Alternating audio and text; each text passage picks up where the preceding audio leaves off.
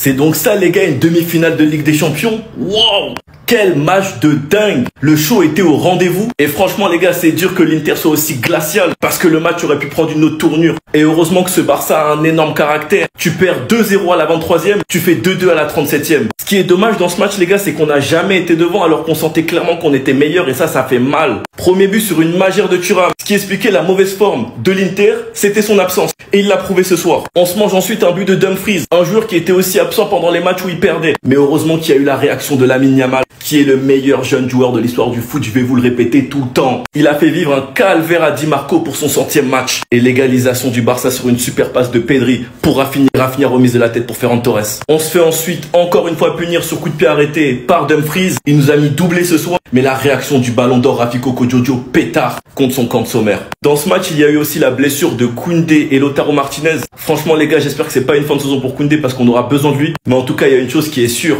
Le match retour sera bouillant chez eux, ça va être un vrai test. Sinon vous les gars, vous en pensez quoi? Ramenez sur Snapchat, on s'ennuie. Quand je me tue sur cette application à vous expliquer que ce qui se passe avec Lamine Yamal, c'est du jamais vu dans l'histoire du football à son âge. 17 piges, plus jeune buteur à marquer en demi-finale de Ligue des Champions, vous voulez quoi de plus? Arrêtez les comparaisons bêtes. On parle d'un enfant qui s'est fait laver par Léo Messi. Et bizarrement, lorsque Lamine Yamal touche le ballon, on sent quelque chose, on sent qu'il se passe quelque chose comme avec Léo Messi. T'es en train de perdre 2-0 à domicile. Tu récupères le ballon à Thuram, tu dribbles, t'allumes du gauche. Vous voulez quoi de plus?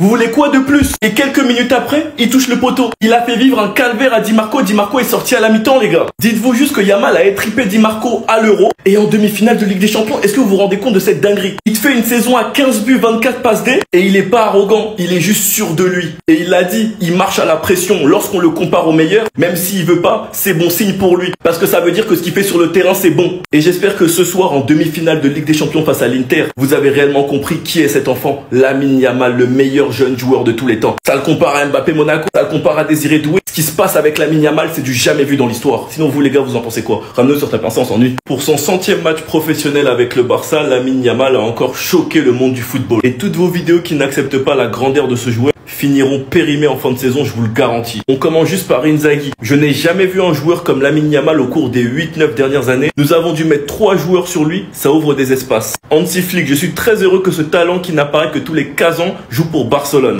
Thierry Henry. Lamine a joué comme un homme possédé ce soir, mais non en fait c'est même pas encore un homme. Il a 17 piges. Encore Thierry Henry. Ce que j'ai vu ce soir de sa part, ce n'est pas normal. Thuram, Yamal est un grand joueur, il m'a époustouflé tout au long du match. Même s'il a affirmé sa préférence pour Mbappé et Dembélé. Et pour finir, Bastoni. Lamine Yamal, c'est le joueur le plus fort du monde, c'est la vérité. Il a choqué Haaland, il a choqué Guirassy. Genre les gars, Lamine Yamal, quand on parle de lui, on parle pas d'un petit crack qui va devenir le meilleur joueur du monde, blabla. On parle d'un joueur qui est actuellement l'un des meilleurs joueurs du monde. C'est de ça qu'on parle, à 17 piges. Vous entendez réellement ce qu'on vous dit? 17 piges. Prise à 3 sur un gamin de 17 piges en demi-finale de Ligue des Champions. Stoppez votre nostalgie et arrêtez de mentir sur l'âge de certains. Et ouvrez les yeux et arrêtez de regarder le football avec votre cul. Lamine Yamal est le meilleur jeune joueur de l'histoire. On n'a jamais vu ça. Sinon vous les gars, vous en pensez quoi? Ramenez sur ta personne, on s'ennuie. Vous pouvez tout dire de Rafi Coco Jojo. Qu'il est pas beau à voir, qu'il est pas forcément bon dans le jeu. Vous pouvez raconter votre vie si vous en avez envie. Mais encore une fois, c'est qui est décisif dans les moments importants du Barça? Sachant que certains supporters ont douté de lui, c'est Rafi Coco Jojo qui répond encore une fois présent.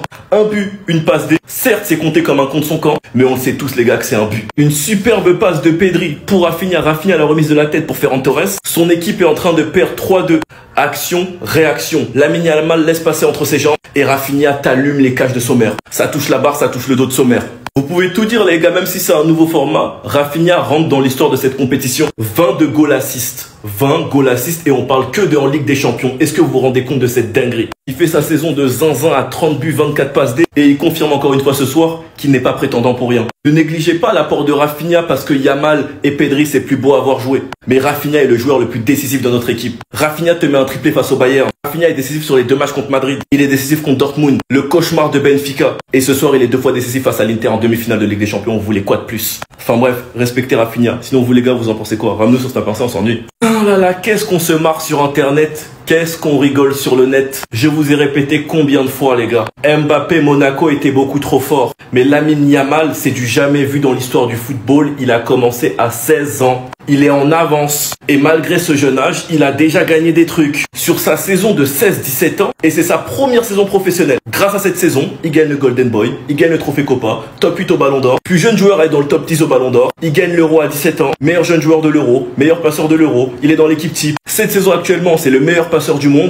plus jeune joueur à mettre un but en demi-finale de Ligue des Champions. Il a gagné la Coupe du Roi, la Super Coupe, il est premier de Liga et il est en demi-finale de Ligue des Champions pour l'instant. Et là où certains sont encore plus irrespectueux, c'est qu'ils vont jusqu'à le comparer à Désiré Doué. Les gars, vous êtes sérieux? Vous détestez réellement le Barça à ce point? Et je suis fier ce soir parce qu'il a fait fermer énormément de bouches. Après Messi et Neymar, on n'a jamais vu un aussi grand talent que Lamine Yamal. Donc quand vous le comparez, respectez et réfléchissez. Et de toute façon, je vous le dis depuis un an, le temps me donnera raison, que vous l'acceptiez ou non. En tout cas, il a prouvé ce soir. Sinon, vous les gars, vous en pensez quoi? Ramenez sur certains personnes, on s'ennuie. Rendez-vous juste compte où est-ce que Flick a emmené ce Barça avec cet effectif. Rendez-vous juste compte où est-ce que Flick a emmené ce Barça avec cet énorme calendrier. Actuellement en course dans toutes les compétitions, en ayant gagné la Super Coupe et la Coupe du Roi. Premier de Liga avec 4 points d'avance sur les deuxièmes. Et pour l'instant, match aller de Ligue des Champions à domicile, égalité avec l'Inter. Ça va être chaud de s'imposer là-bas, mais c'est possible. Rien que quand tu regardes les blessés des deux équipes, tu comprends. Durant ce match, t'as Koundé qui sort sur blessure, t'as Lautaro Martinez qui sort sur blessure, t'as Pavard qui s'était blessé la semaine dernière, t'as Dumfries qui revient de blessure, t'as Baldé qui est blessé,